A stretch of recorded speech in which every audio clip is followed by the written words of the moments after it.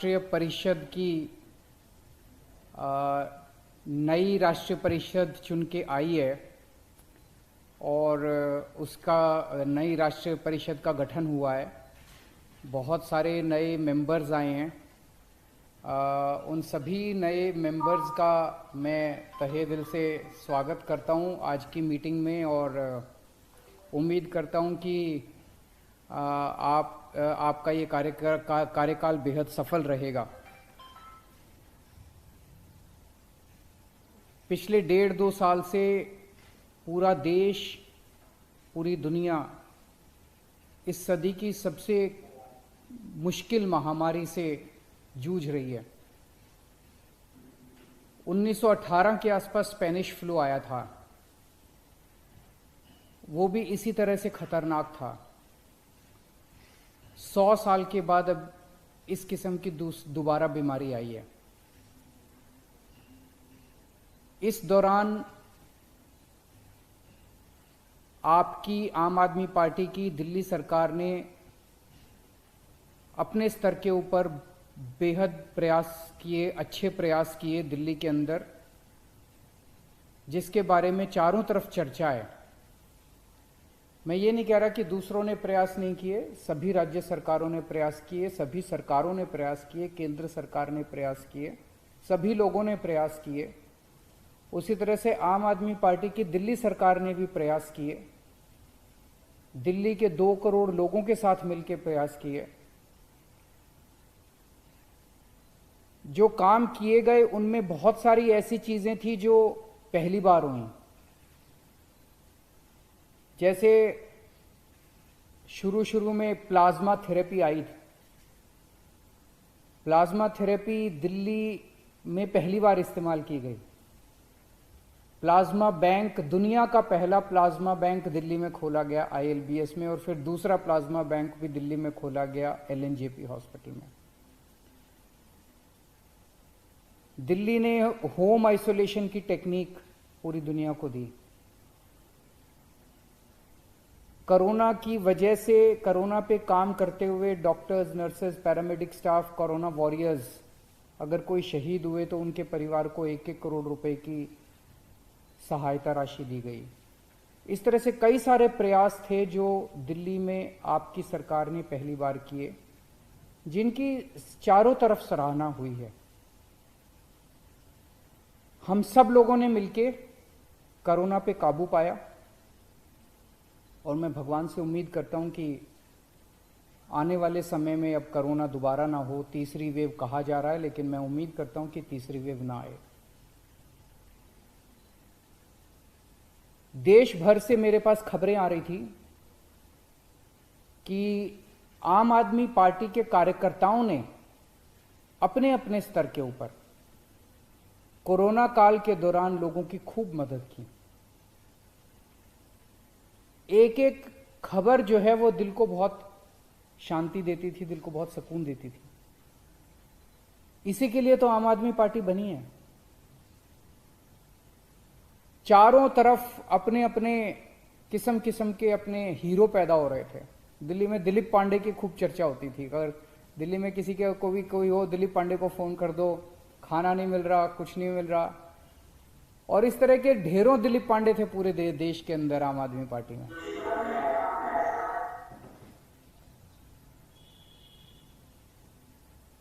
बॉम्बे से कई सारी कहानियां सुनने को मिली जहां हमारे कार्यकर्ताओं ने लोगों की मदद की।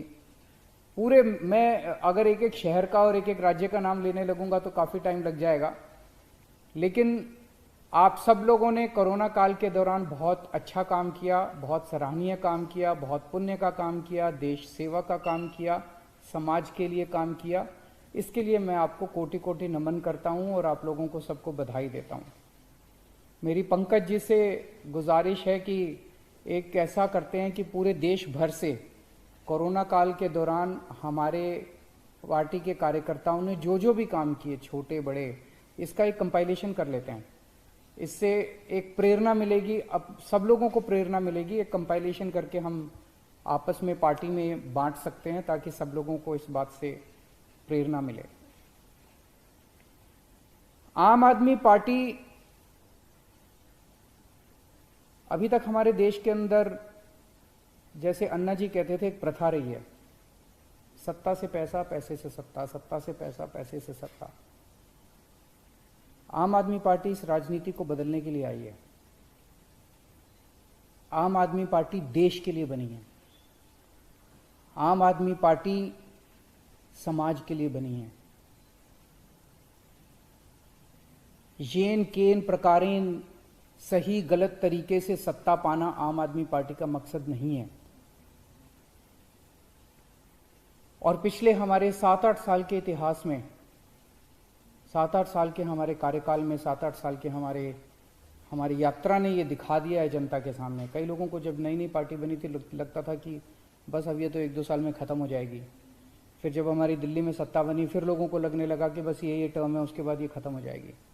लेकिन आज दिल्ली में सरकार चलाने के बाद लोगों को लगने लगा है कि आम आदमी पार्टी अकेली उम्मीद है पूरे देश के अंदर।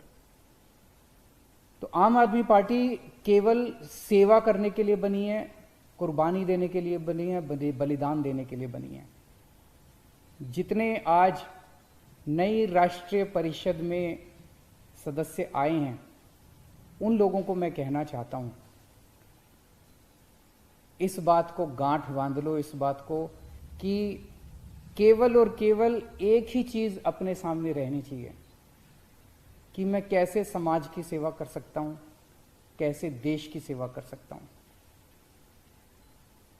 और अगर जरूरत पड़े तो अपना सर्वस्व देश के लिए कुर्बान करने के लिए तैयार रहना। हमारे देश ने बहुत बड़े बड़े इतिहास में बहुत बड़े बड़े हमारे नेता हुए, हमारे आइडियल्स हैं, बहुत सारे स्वतंत्रता सेनानी हैं जिनकी तरफ हम बड़े मान सम्मान से देखते हैं। लेकिन मैं खासकर शहीद आजम भगत सिंह और बाबा साहब अंबेडकर का नाम लेना चाहूंगा। आम आदमी पार्टी के ये दोनों परम आदर्श हैं और इन्हीं के बताए हुए रास्ते पे आम आदमी पार्टी चलेगी। एक तरफ शहीद आजम भगत सिंह हैं जिन्होंने इतनी छोटी सी उम्र में सुप्रीम कुर्बानी दी। आज 23 साल की उम्र के अंदर बच्चा ये सोच रहा होता है कि मुझे लाख रुपए की नौकरी चाहिए कि 1.5 लाख की चाहिए कि 2 लाख की नौकरी चाहिए। 23 साल की उम्र में बच्चा ये सोच रहा होता है कि मुझे एक सुंदर सी लड़की मिल जाए तो मैं शादी कर लूं। उस व्यक्ति ने न शादी की सोची, न करियर की सोची, और उसने देश के लिए सुप्रीम कुर्बानी दी। भगत सिंह हमारे आदर्श हैं। भगत सिंह भी अगर ये सोच लेते कि देश आजाद होगा तो मेरे को ये पद मिले, मेरे को वो पद मिले, मैं ये बन जाऊं, मैं वो बन जाऊं, तो अपने देश को आजादी मिलने वाली नहीं थी। उनकी तरह सुप्रीम कुर्बानी करने के लिए हमारे एक एक कार्यकर्ता को, एक एक नेता को तैयार रहना है।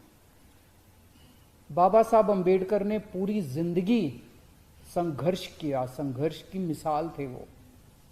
एक इतने छोटे से बैकग्राउंड से आए थे, कितने गरीब परिवार से आए थे, दलित वर्ग से आए थे, जिसमें उन्होंने इतना संघर्ष किया। और उस जमाने में उन्होंने विदेशों से 2-2 डॉक्टरेट की पीएचडी की डिग्री हासिल की और वापस आके देश का संविधान बनाया। डॉक्टर भीमराव अंबेडकर हमारे आदर्श हैं। इन दोनों से प्रेरणा लेके आप लोग काम करना। हमेशा से मैं एक बात बोलता हूं, जब भी कोई नया कार्यकर्ता, जब भी कोई नया नेता आता है, कि आम आदमी पार्टी में कभी भी पद की इच्छा मत करना। मैं ये बन जाऊं, मैं वो बन जाऊं, मेरे को ये पद मिल जाए, मेरे को वो पद मिल जाए, मेरे को टिकट मिल जाए।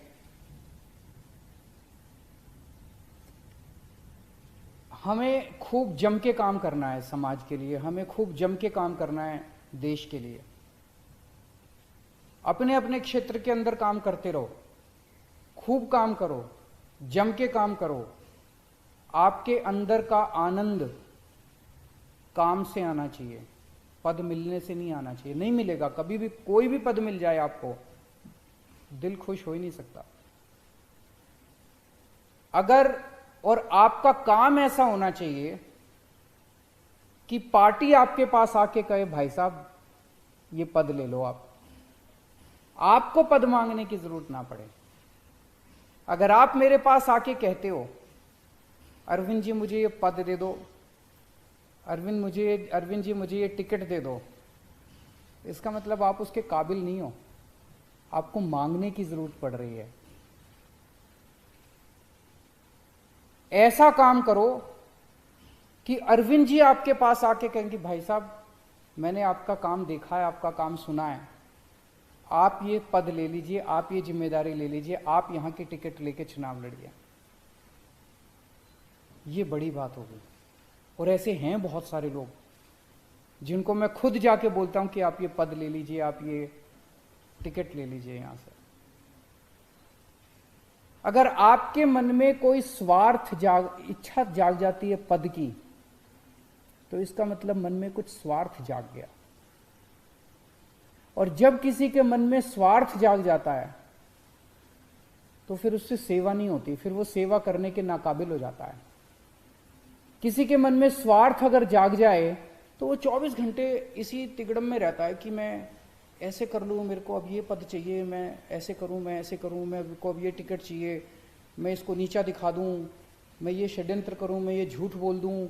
फिर वो इसी तिगड़म में रहता है 24 घंटे, फिर वो सेवा नहीं कर सकता, सेवा करने के नाकाबिल हो जाता है वो।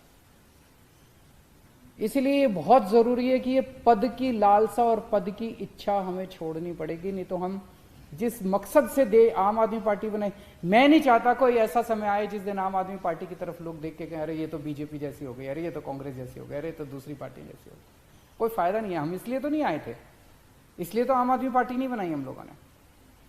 अगर आपके मन में किसी भी वक्त मन टटोल के देखते हैं और पद की इच्छा जाग गई, तो उसका एक तरीका है उसको कंट्रोल करने का। अगर आप दिन में 8 घंटे काम कर रहे हैं, 10 घंटे काम करना शुरू कर दो, 12 घंटे काम करना शुरू कर दो, 14 घंटे काम करना शुरू कर दो। खूब सेवा करो, जितनी सेवा करोगे, जितना तप करोगे, जितनी तपस्या करोगे, उतना अहम पिघलता जाएगा और उतनी ये इच्छा जो है ये पिघलती जाएगी। लेकिन ये जो पद की इच्छा रहती है, इसको हमें त्यागना पड़ेगा। हम देखते हैं दूसरी पार्टियों में क्या हाल है, एक एक पद के लिए, एक एक टिकट के लिए 10-10 लोगों में मार भिड़े पड़े हैं, एक दूसरे से लड़ रहे हैं, एक दूसरे से लोग षड्यंत्र रचे जा रहे हैं, टूट रही हैं पार्टियां। क्या हम चाहते हैं कि हमारी पार्टी के साथ कभी भी ऐसा हो? अगर ऐसा होता है तो एक इतनी बड़ी उम्मीद और इतनी बड़ी आशा खत्म हो जाएगी। गीता में एक श्लोक है जिसका भाव है कि समाज का जो नेता होता है उसकी तरफ सारा समाज देखता है, उसका आचरण जो है वो बहुत जरूरी होता है उस नेता का। अगर उस नेता का आचरण भ्रष्ट हो जाए तो उसका समाज पे बहुत बुरा असर पड़ता है। ये श्री कृष्ण अर्जुन जी को तब कहते हैं जब उनके मन में, वो कहते हैं कि अगर ये कायर भाव तुम्हारे मन में आ गए तो इसका न केवल तुम्हारे ऊपर, पूरे समाज के ऊपर गलत असर पड़ेगा। आज पूरा देश आम आदमी पार्टी की तरफ देखता है। ईमानदार राजनीति की बात होती है तो आम आदमी पार्टी की तरफ देखते हैं। पूरे देश में शिक्षा की बात होती है तो मनीष सिसोदिया जी की तरफ देखते हैं। अगर हमें स्वास्थ्य की बात करते हैं तो मोहल्ला क्लिनिक की चर्चा होती है चारों तरफ देश के अंदर। आज आम आदमी पार्टी कई नए आदर्श तैयार कर रही है, तो इसीलिए कभी भी गलत रास्ते पे मत चल पड़ना, पद की प्रतिष्ठा की इच्छा मत करना। जैसे सेवा कर रहे हो ऐसे सेवा करते रहना और खूब सेवा करना। और मैं उम्मीद करता हूं कि जिस मकसद से हम सब लोगों ने मिलकर आम आदमी पार्टी बनाई है वो मकसद हमारा ज़रूर पूरा होगा। आज राष्ट्रीय परिषद में जितने नए सदस्य आए हैं उन सबको मैं दिल से बहुत बहुत शुभकामनाएं देता हूं। नमस्कार।